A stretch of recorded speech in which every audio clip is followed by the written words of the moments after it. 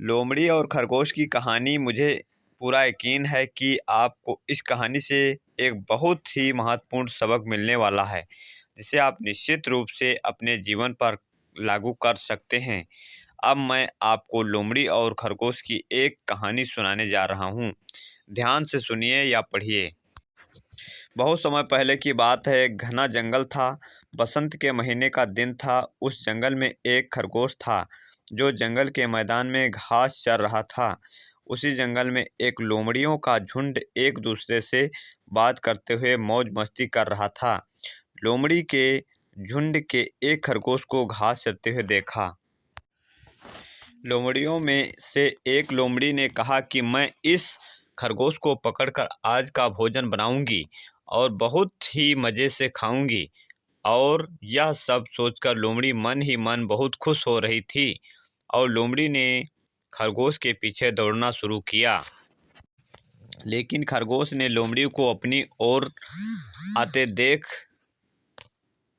लिया था, इसलिए खरगोश ने भी अपनी जान बचाने के लिए तेज़ी से दौड़ना शुरू किया। कई देर तक लोमड़ी खरगोश का पीछा करती रही, लेकिन खरगोश भी तेज़ी से दौड़ता रहा।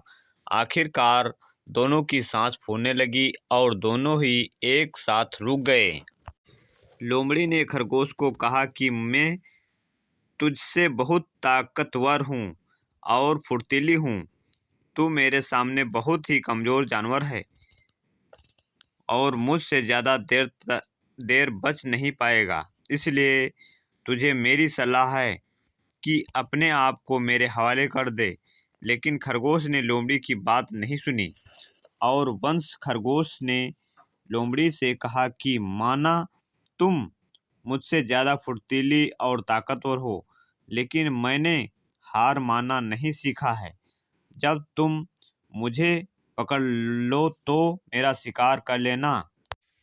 लोमड़ी को खरगोश की बात सुनकर बहुत गुस्सा आया, क्योंकि लोमड़ी बहुत ज़्यादा थक चुकी थी और लोमड़ी के शरीर में और ज़्यादा दौड़ने की ताकत नहीं थी।